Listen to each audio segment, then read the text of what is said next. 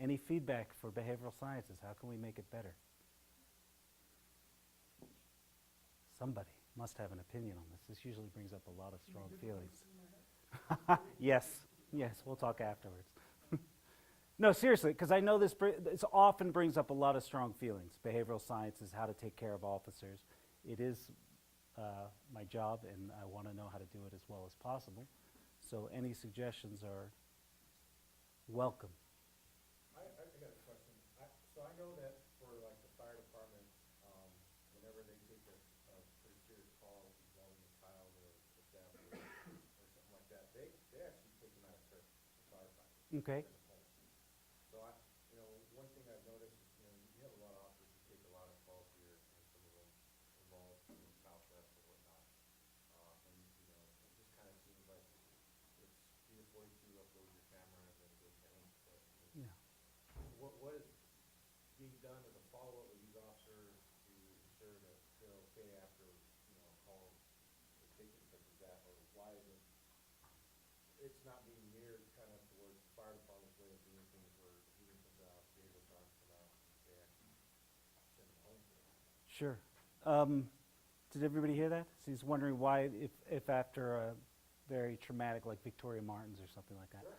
Yeah. why are... I know one of the officers that had, all of them, but one particular call. Yeah, and how could you not? I mean, you guys are all human beings. No, that's a great question. And so the way it's set, so he's asking about sort of mandatory time off. And I think, if it were up to me, I think that's not a bad idea to have it mandated, but it's not solely up to me, obviously. But the way it's done now is after officer-involved shootings, you're sort of mandated time off. But for other instances, which could be much more, it could be equally as or more traumatic, then you're not mandated time off. And so that's not a great system. And so there's a distinction between officer-involved shootings and other traumatic events. So Victoria Martins wasn't an officer-involved shooting, so there's nothing mandated that you have to take time off. A lot of people did, and we as behavioral scientists back them up on that. So if they feel like they needed time off, we strongly encourage it, but we have to get permission from the patient to talk to the chain of command to suggest time off. So what's nice about mandating is I think it takes away a lot of the stigma. Oh, it's not because I'm traumatized, it's because I have to take time off, which I think would be good. But what we do now is if someone comes to us after a traumatic incident and they want to take time off, we can back them up. I mean, not just recently, I wrote a letter for somebody saying this person needs time off. It's just like any other doctor's advice. So, but that being said, so the way the evaluations after these things happen are, so if you're on scene and you're the incident manager or whatever, and you're, it's very traumatic and you want to mandate all your guys to go to see a counselor, you can just do that. You don't have to have any special threshold. Because I think that the threshold has been met to mandate treatment. I mean, generally you have to have a threshold. You can't just walk down the hall and be like, you're going to behavioral sciences. So you have to have some reason to send somebody. But once you send them, we don't tell you anything. We don't give you any feedback. We don't do any of that. And that can be frustrating for supervisors. So, I sent this guy, how's he doing? Like, I can't tell you. Well, why not? This is protected, and we just can't tell you. It's just like any other clinic. And it can be frustrating for us, too, because talking to a supervisor might sometimes be helpful. So we have to get permission from the patient in writing to discuss it with the chain of command. So that's very important to know. But I don't know, do other people feel that mandatory time off after? The other tricky part becomes defining what a traumatic event is. Like a childhood death is pretty clear, but some of them are hard to define. Officer-involved shooting is very easy to define. Either the gun goes off or it doesn't, right? And so that's very easy to draw a line on. But other traumatic incidences are harder to pin down. Does that answer your question at all? Saying, because I'm in the middle of a car wreck and Mm-hmm. The person didn't make it, or you have a jumper to jump, Mm-hmm. you try to build a relationship with this person, and they come to me. brutal. and stuff like that, or maybe even somebody who's battled, depression and consider suicide, Sure. involving a child or something, Yeah. So I'm just saying, I mean, something that's small to somebody else could be something really big to Absolutely. the other person. Absolutely. But there's not really a sit down with them after these incidents, Sure. to see if they're okay with returning back to the shit it was Yeah. right after something like that happens. Yeah. No, you're right. Because again, there's a lot of paperwork involved with fatalities, all this stuff that we have to get going, especially if, traffic comes out and, standing has a dead body and gets hit or whatever. Yeah. Paperwork. No, I mean, I agree with you. Do you have suggestions of what the system could do better or what behavioral sciences could do? There are some units that are required to go to counseling Okay. surgery, Yeah. but the field guys who are the first ones on the scene of all those incidents, there's not even a requirement to go to the critical incident debrief. Yeah. Choose to go or not. Yeah. And honestly, I think some sort of schedule every couple of years of field guys just going in and doing a check. Uh-huh. It should be mandated. I know everybody freaks out about, oh, it's too much time, too much money. But that's when you lose the people, it's the field guys. Sure. And the ones, I've had one that said it turned out he couldn't even come back to work. Wow. And it was good for him, Uh-huh. but it sucked that it took too long for us to recognize that there was a problem. Sure. So I think critical incident debriefing should be mandatory. Okay. It should be scheduled. I mean, you guys are the expert on that. I don't know when to schedule it. Okay. They should be required to go to it if you're involved in this. But I also think every couple of years we should have a requirement to at least do some sort of interview, wellness check for all officers. Okay. Because the field guys they're the first on scene in a lot of the incidents. Sure. Other detectives are required to go Sure. to talk about. Sure. No, those are two different suggestions, the mandatory sort of check-ins and then mandatory debriefs. I have strong feelings about both of them, but I really want to hear what other people think. I think the critical incident debrief needs to be more private. Okay. Because I know with the Benny team, crying in front of, and like me as a sergeant, for me to see that, is, it needs to be more in a private setting. Sure, sure. So. No, absolutely. No, I agree strongly with that. Other thoughts? So, before I go any further, so critical incident debriefs were sort of mandatory before, and I changed that. And the reason I changed that is because of things like this. The evidence shows that they're not great. So what happens is the people who like them really like them and talk about them. The people who don't like them don't talk about them as much.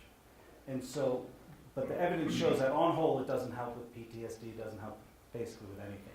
And there's some evidence that makes things worse if you mandate it. Because you put him in the room with somebody else and the other person starts breaking down and now he feels uncomfortable and feels bad.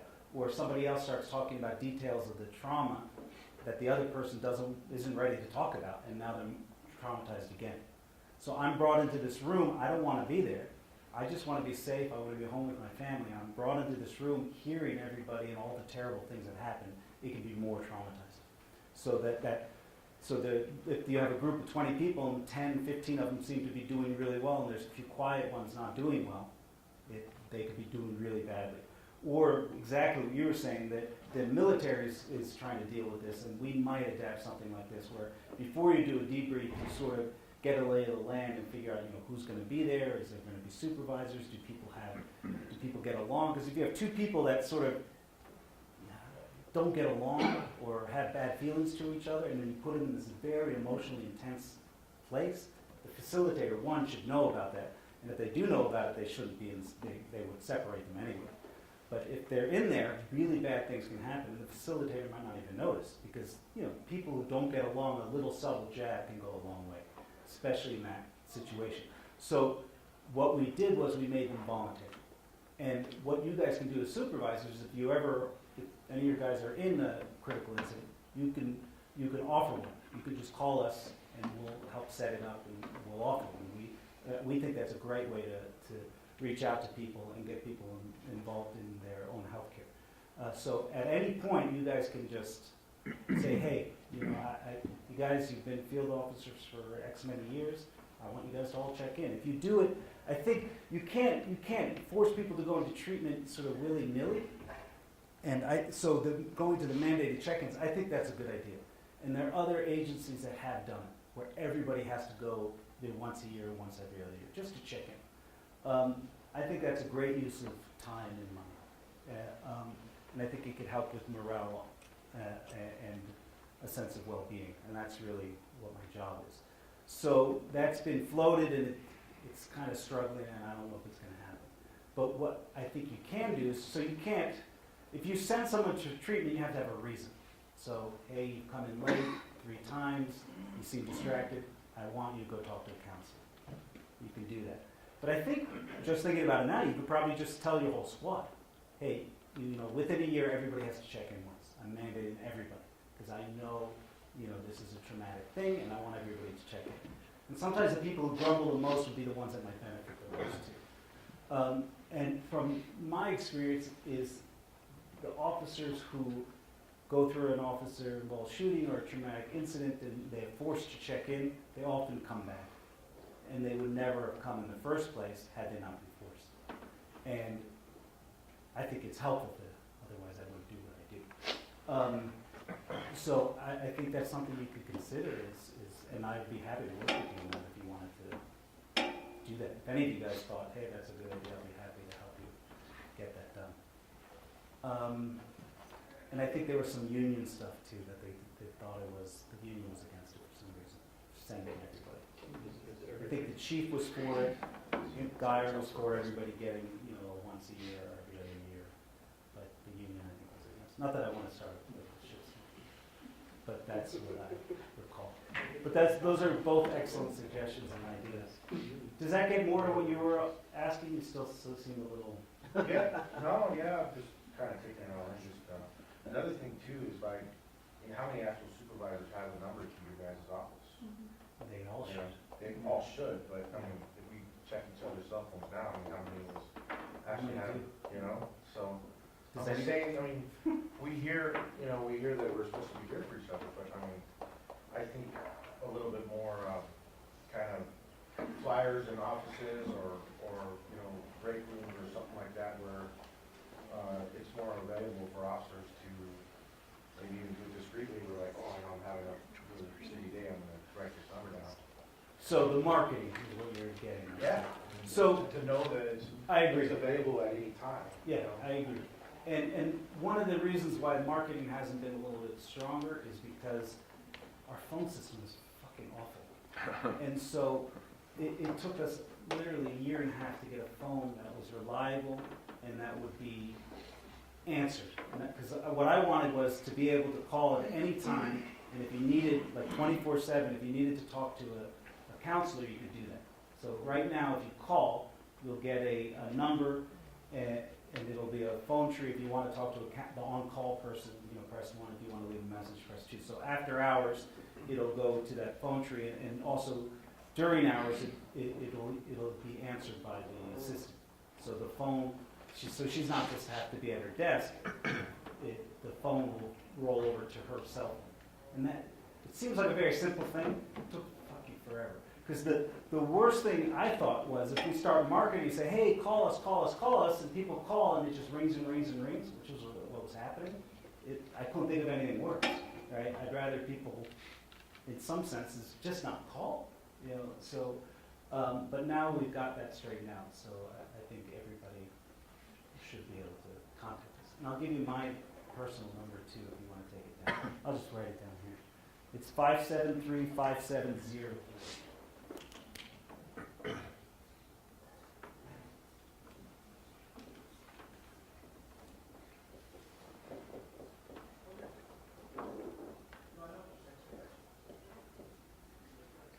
So you can call me, or you can call the main number. It's 924-1600. I should call it right now to see if it works.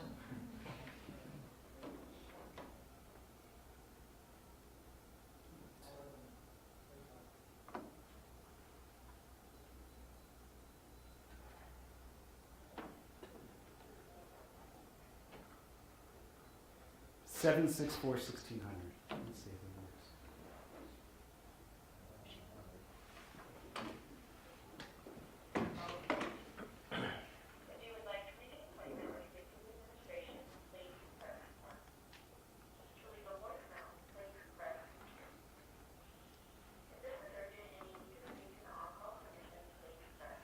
Let's see.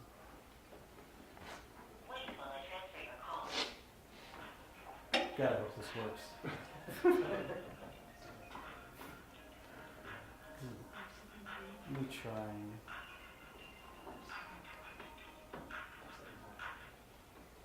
Oh, but okay. Let's see if the on-call person's available. But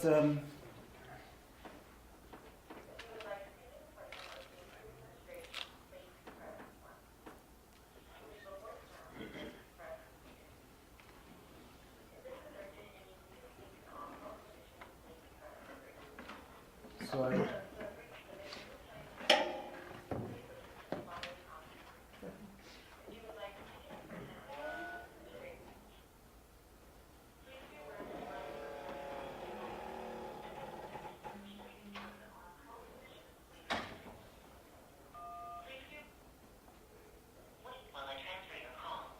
I'm getting another call.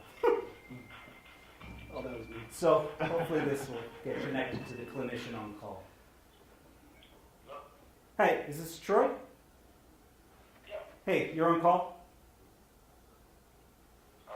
You're on call now? You're, just so you know, you're. I had you on speakerphone for the entire class. I was just wanting to make sure that the phone system was working. So it is, and if someone were in distress, they could talk to you. That's just what I wanted to show. All right, thanks, Troy. I'll talk to you later. Thank you. Okay, so yeah, everybody should write that number down, 764-1600. So if you can put up with the phone tree, you can get in touch with the on-call clinician, or you can leave a message and make an appointment. So is that 24 hours to get to reach 24 on-call? hours, yeah. Okay. And then during the day, someone should always answer. So this was unusual because I think she's out. She's not. What was the number again? I'm sorry. 764-1600.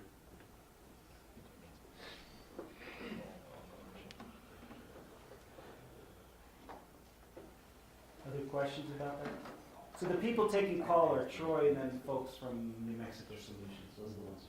And they're also on call for critical incidents and officer-involved shootings. And that would be a decent number to call during the day if you want to talk to a clinician about something, as opposed to talk to, if you wanted to set up a critical incident debrief, but you had a clinical question or wanted to talk to that person, you can call them. Some of them don't know a lot. They're from New Mexico Solutions, so they don't know a lot about the inner workings of APD. Okay, so that goes back to the marketing. So now you're right. I should make a stronger effort to get that number out, and that's one of the things I plan to do in the new year.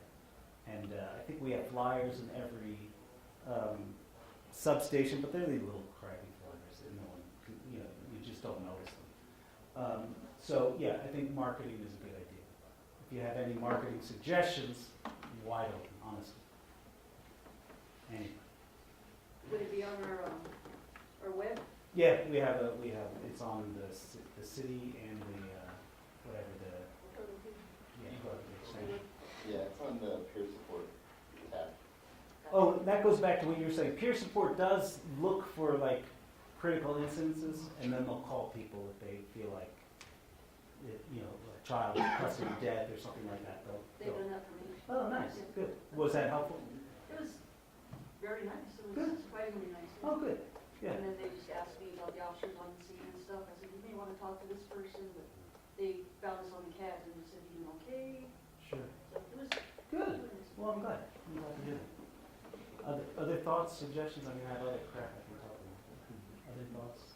Marketing or things that behavioral sciences can do better, or what do people think about the mandated treatment? Because that's something I might try to take up with them. Anybody against it? Or do you think it's a bad idea?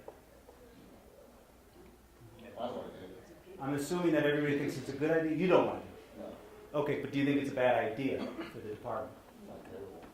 I guess they're two different things, right? Like, I don't want to go, it's a waste of my time, but is it good for the entire department? Which are two separate things. So I'm taking that silence meaning that people think that's a good idea. Yes. Okay, great, good. Because that's one of the things that's on my New Year's list of trying to get done. You know, it took me a year and a half to get a phone, but hopefully we'll get this done. Other thoughts or suggestions? I have just a couple of things. So Sure. I've been fortunate to be part of quite a bit of stuff as Okay. far as behavior science stuff. Okay. And to add to what Pitzer says, is I think a lot of it comes down to patience and understanding of people. Okay. Because a lot of times when we get to these things, and I think people heal in groups and there are people that don't heal in groups. But Absolutely. understanding the two and understanding the position that you put people in. Yeah. I had some officers involved in a shooting, Uh-huh. and that they, voluntarily did not want to go to the meeting, which I think was great, because I thought this was one of the ones like, hey, understand where you are. Okay. But being able to triage that out with behavior sciences before, saying, hey, this guy has been pretty emotional, what do you think? Hey, it's probably better if he doesn't go. Cool. But patience and understanding in our department, a lot of times supervisors get to the point where they think they know what's best for their people Uh-huh. and not understanding the people. Okay. So instead of them making the judgment that, no, this is better for you, you should go, I just meaning like in those public settings like that, Mhm. the patient's understanding of why they don't want to go or why Okay. they do want to go, Okay. how, the tolerance of how people are going to be able to heal in a positive manner. Okay. Where a lot of times people jump to those conclusions like, well, I'm a commander, so I know better than everybody else, or something to that effect, which I Okay. think we've done a lot better with recently than Uh-huh. when I was younger in the department. Okay. But I think we are making progress.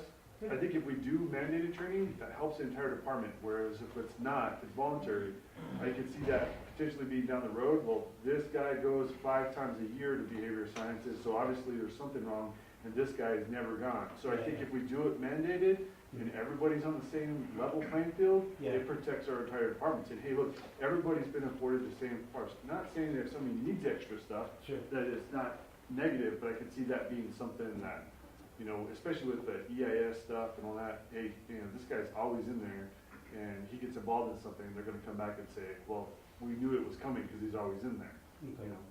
No, I think that's a really good point. Yeah, that you're, just so I make sure I understand you correctly, you're saying that putting it on the administrator to figure it out on their own who should go and who shouldn't go is too difficult. And I it's think not, so. it's not fair to ask them to do. Right. And so if you mandate everybody, that takes that burden away from them. Yeah, I agree.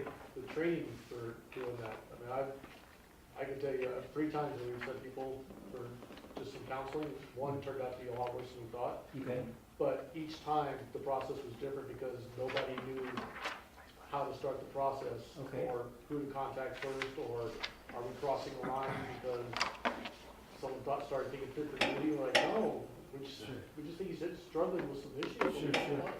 So there's a really lack of training on the leadership side about what these processes are and Okay. how to do it. okay, And that's kind of critical, because when you're going to your, in my case, the area commander, and 2 of them both had different ideas, okay, we got a problem. yeah. And I'm like, I personally wouldn't want to go to counseling, but I think it's valuable enough that you should, Okay, especially with the job we do. Because agreed. the ones that needed the most help turned out to be the ones that we didn't think needed it. And Okay. the ones that came back like, yeah, no, I'm good, just talked a little bit, we're done. Okay. Like, wow, we thought you would be pulled from us for a while, just because of what we were seeing, Yeah, but we yeah. don't know enough about it. When you were trying to get these things done, when was that? One was about 2 years ago, the last one, and 2 years ago was a big it turned out to be confusing a lot time. worse shape than we thought. Okay. We just thought we needed some help, and turned out to be a lot of issues. Well, one of the reasons I'm here is to do is some of the, I have slides on that, so I might as well cover that. So the easiest way to make a mandated referral is just to call me or Troy, call the number that I gave you and leave a message for us to call you back. It's pretty simple. You just give the order just like you would any other order, and then I think there's a form that you fill out, and it's very short. Has anybody? Some people have done it. Can you describe the process? It's actually pretty easy. So I did it about 6 months ago. Called up. I talked to Troy. I said, hey, here's what I got. What do you suggest? He's like, and it's one of the ones that you want to assist your employee as much as possible, so you want to give them an option. Do you want to voluntarily go, or do you want me to send you? It's one of your choices, because if you voluntarily go, it's great. I know that you're getting the help that you need. If you're not voluntarily going, then here's your form, and it's just a one-page form that you're gonna give to them. You're gonna say, hey, I've already called, you're required to make an appointment. That's it. So, it was actually relatively easy, and it was one of the things that was enlightening for me, because I felt like either way, I was giving the employee the best option available to them, so. Nice. Great. Well, that's really nice to hear. And that is what we try to, as part of the training is, if you're concerned about someone, encourage them to go voluntarily first. And they don't have to tell you whether they go or not. If they're still clearly struggling, if they start doing better, then it's not on your mind anymore. But if they're still clearly struggling, you can talk to them and mandate it. Or even if they say, oh, I'll go, you say, I just have to know that you're going to go. Because the only information we get back is whether they show up or not. That's it. And you can tell them that. That's really important. So if you mandate somebody, let them know that the only thing they're going to tell me is whether you showed up. I won't know anything else. If you want, you go sit in that room and not say a word. You just have to show up. And then the only liability to their job would be, other than missing the time of work, is if they're acutely dangerous to someone, themselves or others, we wouldn't even tell you that unless that was part of the safety plan. If we brought them to the hospital and the hospital thought they were fine, they let them go and we figure it out from there. It's not a fitness for duty evaluation. You've got to make that clear to the people you're working with. This is not to decide whether you're going to stay at work or not at work. I think you said it perfectly in that this is about you and helping you get better. That's really my only job is to help you, help the department and the people who work there feel better and do the best work that they can and have the best life that they can. I know it sounds kind of froofy, but that's really my job, is to promote your health and well-being for you guys and for the people who work for you. So if you present it in that sense, which it sounds like you did, like this is really about you working and thriving, and I want you to do well. And I'm on your side, and I'm going to mandate it because I think that's the right thing to do. And so let them know that it's not, because a lot of people here, I'm going to the shrink, I'm going to lose my job. That's the first thing people go to. Even if they intellectually know it's not true, that's where their emotions are going to go. And so it's difficult as a supervisor to acknowledge that. I know this must be scary, being mandated treatment. And that's often one of the first things I say to new patients. You look really anxious. You don't like to see that. I thought he was going to punch me in the face, but yeah. But how did it go? It went well. Did it? Yeah. Okay. And Troy followed up and told me, he fulfilled his obligation by calling and setting up a meeting, and that's all. That's what he said. So. Okay. Anybody else have done mandated treatment? Yeah. How did it go? Very similar. It was a outside source that they went to. Okay. And they called, just told me I had to send the paper to them so that they could. Was it New Mexico Solutions, or where did they go? Was this recent? Her name was Nicole. No, it was. Duranza? Yeah. Okay, yeah, she's great. I'm trying to get her back on Yes. salary here. Not salary, but on contract. Yeah. Yeah, she's great. Mhm. I'm recruiting her. She keeps saying yes, and then getting a contract with the city is such a pain in the ass. Okay, so mandating treatment. I'm trying to think if there's anything else I wanted to go over with mandating treatment. Really, the big thing in terms of bringing it up is it's an emotional thing. It's not a transactional thing. We think of it as, okay, I'm doing my job, you're going here, and that's sort of the logistics of it. But really, it's an emotional thing. And if you approach it that way, it's going to be better off for everybody. Make sure if there's somebody you want to approach that you're concerned about, set aside a time when you're both have time to talk. Set aside half an hour, even if it's only a 2-minute discussion or a 1-minute discussion. But be prepared to be there for that person, because you are there for their well-being. That's the idea, right? So make sure if you're going to mandate to have a private location and enough time. Ask them, how they think they're doing, how are things going. Tell them your concerns in sort of black and white instead of, nebulous. You haven't been coming to work, you've been a little short-tempered, or I know you're having trouble with your wife, or whatever it is, something concrete and I'm concerned about. What about just you know, because you have a lot of officers who don't present those type of symptoms, right? Mhm. So like, I know 2 officers just recently, like we have one that's involved in 2 officer-involved shootings Okay. in the past month. And he was involved in the Benny Keith Okay. active shooter thing. Okay. Is there any system set in place? Like we have an EIS system, right? So when an officer needs to get dinged or needs to get, you know, he misses court or uses of force or whatever, he has to have a mandated meeting with his supervisor. Sure. Well, it doesn't seem like we have, and I don't know, I could be ignorant to any process he's put in place to take care of an officer when they've been exposed to incidences such as that, Okay. to where they're almost mandated to sit down, almost a BSD mandate just for that, just because of their exposure to however many traumatic events within a certain amount of time. Or, you know, another officer I know of just involved in an OIS. He was the first one on scene when Dan Webster got shot. He was involved in a chase that resulted in a fatality. So all those things obviously kind of accumulate. Mhm. Is there any process put in place to where it's mandated that they go talk to somebody when they've had that much exposure to those types of things within a certain time period? So the short answer is no, there's not. Okay. The long answer is I think it's a good idea. And this has come up recently in terms of workers' comp, because same thing, you're exposed to this and this and this, and then you have no clear thing to point to that caused the PTSD. Right. Sometimes you do, like you have a lot of sort of traumas, and then this one is the one that put you over the top. But there's not a lot of good record keeping of that kind of stuff.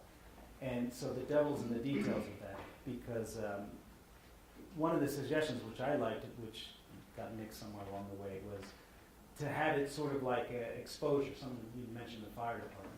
You know, if you're exposed to toxins, they make a little record. If you're exposed to asbestos, they make a little record of it.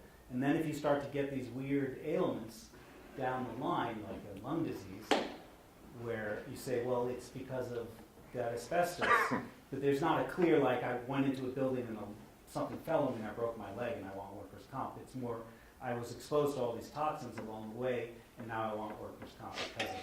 And I think that's similar to what you're saying, but instead of it being workers' comp, it's just sort of like a trigger for you have to go in and talk to somebody. So, I can tell you on that with the EIS rewrite that we're doing. Yeah.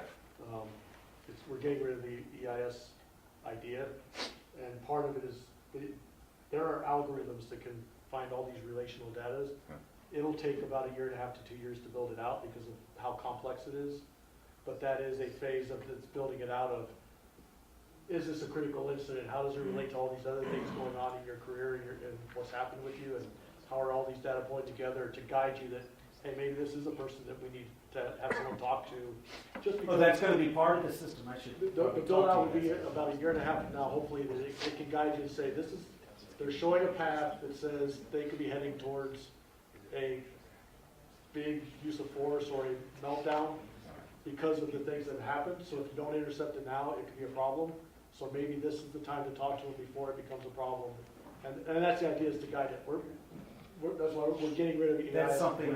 It's not a threshold thing. Who's running that show? That's what I'm working on. Okay, And please They're, give me your they're contact. they're doing a contract proposal that hopefully comes out in January for companies to start bidding on doing these calculations. But no matter what we do, it's a 2-year build out just to get all the data correctly correlated and tied in and bringing in behavioral Yeah, if you scientists to would say this is important to bring, Okay, you would great. say this is important to us. And how do we relate all these together to say, yeah, this path looks like it could be a problem if we don't do something now. Sure. Yeah, Or- send or me an this is- email if you would. I mean, before you forget this, it's just M. Rosenbaum Yeah. at CAP about that. Because I would like to be involved, because I think that's a great idea. I mean, the thing that I like much better about mandating everybody is it's much more egalitarian. If you're sort of big brothering it, it can be a little scary. Like, oh, you've hit this threshold. But I think the more objective you make it, the better it is. Like, this is your third incident that involves such and such. We would do this for anybody. We have to go in, even though you're not showing any signs or symptoms. I think that's a very good idea. And that goes back to you guys as supervisors. If you guys have an internal way of doing it, as long as it's fair across everybody who works for you, you can mandate everybody, or you can say, if you have it in a document, or you do whatever, or you consult with me and say, this is the threshold that I'm gonna start sending people. Because I think what happens is what you were saying is, well, who am I to decide who goes to therapy and who doesn't? That's really not my training. You know, as a field officer, now I'm a sergeant, now I'm picking and choosing who goes to therapy. It seems a little weird, right? So if you have some kind of method to do it, which could be as simple as everybody goes once a year, everybody goes every other year, every new person comes on has to go, whatever you come up with, as long as it's consistent, I think it's perfectly fine and legal and everything. So if anybody does want to do that, just, let me know, and I'll be happy to work with you, because I think it's a good idea. Because that's one way around it. If the whole department doesn't want to do it, we can all do it on our own. We don't have to wait for the department. We can make changes that we think is best for us and the people who work for us. Other thoughts? Everybody's very quiet, which I guess is good. So that does bring up another thing, is you guys are supervisors. So PTSD is a very, and trauma is a very unfortunate, common part of the job as a police officer. Everybody's exposed to it. It can accumulate. It can be insidious. You just don't know when it's going to start causing problems. It can be sort of like slow motion. You don't even notice, like the frog in the water. You put it in very, very hot water, it jumps out. If you slowly turn up the heat, it doesn't realize it. So it's basically cooking. And PTSD can act in all those different kinds of ways. It can be, I just had a trauma last night, and now I have PTSD, and I was fine up until this point. Or it can be little nicks and cuts and cuts and cuts, and over the course of 5, 10 years, you had PTSD and you didn't realize it. You just thought, this is how I am, this is how I've always been. But you don't realize you're jumpier now, you're irritable, you're always checking your back, all these kind of things that are signs of PTSD. So that's a big problem with the job. Well, not a problem, but a big concern with the job. The other, if you look at all the studies about officer well-being, what do you guys think is the closest to that in terms of causing dysfunction, depression, anxiety? There's sort of the trauma. What do you think is probably, maybe not even second, and depending on what study you look at, it's like a close second.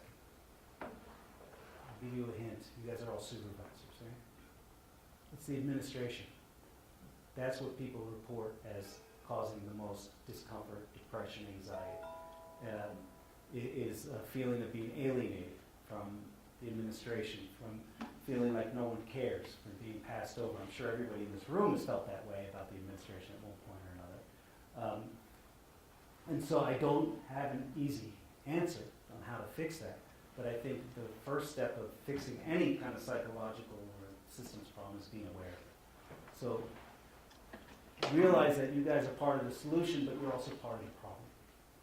As farther, the further you go up in the ranks, you also get removed. So you're once removed, and decisions and things are misconstrued, and people get angry, and they get passed over, and you may have just met somebody, and now you represent the entire department. You don't know their whole history, and then they get pissed off a lot. Does any of this sound familiar? Yeah, right? Yeah. So it's also inevitable, and that's something important for people to know, is that the department's going to screw you over at some point, right? It's kind of just part of the working at APD or any law enforcement, really. It's a very structured system, and for whatever reason, it lends itself to this kind of dysfunction. And most agencies, they have dysfunction, but I think there's something cooked into it. And it has a lot of great things about it, but there's side effects to it, too. And that's one of them, is sort of feeling screwed over and alienated by the administration. Anybody have suggestions on how to make that better? Yeah, what are you guys gonna get out to our executive level, like our commanders? I know in the southeast, for example, my squad has been through like quite a lot this big. Okay. Yet the chain of command doesn't really give a shit. Okay. So what can we do to improve the morale from top down? Okay, yeah, no, unfortunately, I'm sort of asking everybody here for that. I don't know the answer. So if you have, I could come up with some ideas and thoughts, but if you have suggestions, I'm all ears. Anybody?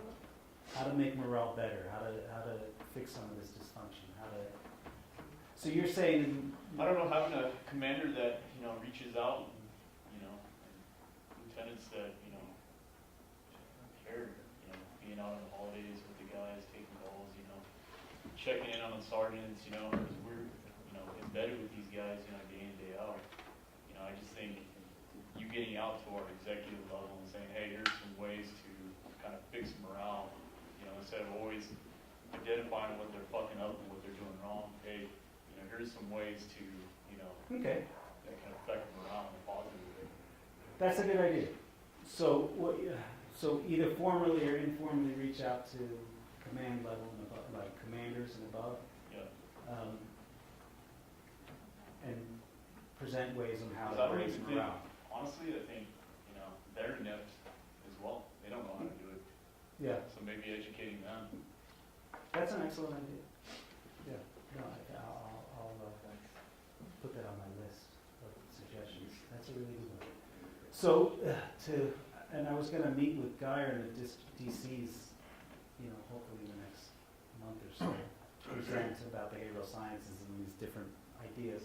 I'll present that one too, that's a good idea. It's little things. I've had several commanders that said, yeah, we're gonna come to everybody's briefing, but if you're graveyard, they're not coming. Yeah, Regardless, and when they say something and they don't do it, yeah, that immediately starts you can't even do the little thing of showing up a couple hours after your normal end of your workday. So Yeah. why do I believe you're gonna really care about the big stuff? You can't even do the one process.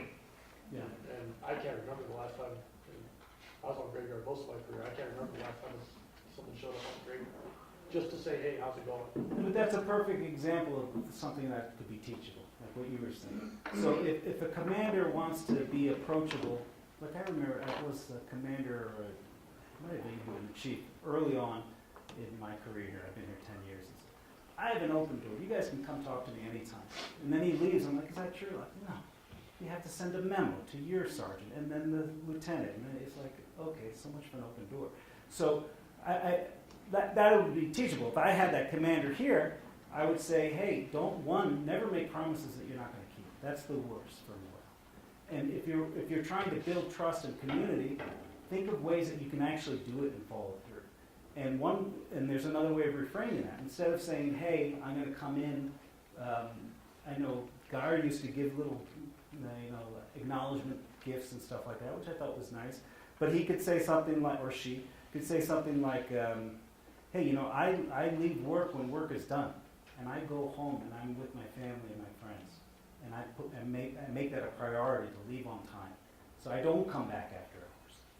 And I think you guys should and could do the same, whatever they can follow through on, because I think that's honest, and it's also setting an example without giving any extra work to himself. Like, I think they have these good intentions, and then they can't follow through or don't follow through. So, but yeah, I think that would be a worthwhile thing, sort of training on how to avoid and how to raise morale. I have to research on how to raise morale.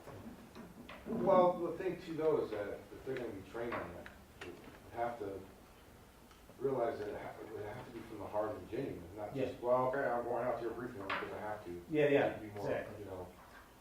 In step with my officers, Yeah. I mean, and you're like, this guy has never showed up before, now all of a sudden he's, passing out packs of guns and saying he's your friend. So, like, they really have to, like, not just show up to briefings, but just like, do things that command staff normally wouldn't do, Should. Hang out in the hallway every now and then, or, Yeah. shack some calls with an officer, or Sure. write some tickets, or something to Yeah, show yeah. that, this guy was Solidarity, one of us, yeah. that, we all came from The the field. village, from the same place, No, that's a I good think point. that some people forget that. Absolutely, absolutely.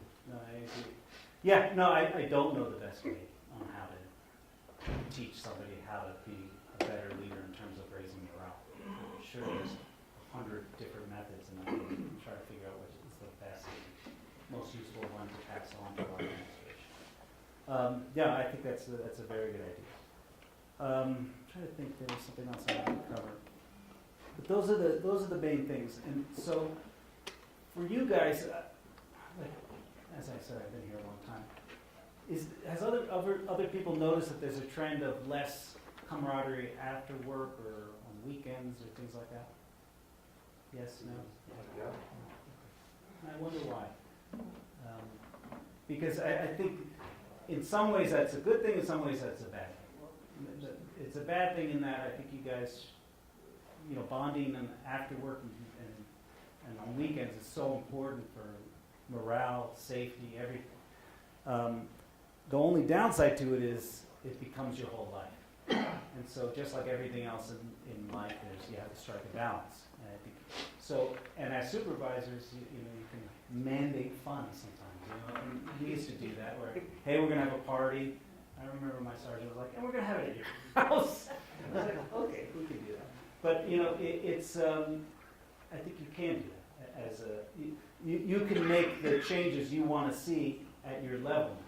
I mean, I think what happens is at any level you always feel like, oh, if I only had a little bit more power and influence. But really, at any level you can make major changes to the people you work with and the people who work for you. And the more everybody in this room can adapt that mindset of, it's up to me to make these kind of changes, the better off the people working for you will be, and the whole department. So on that, I guess I'll stop unless anybody has a question or a comment.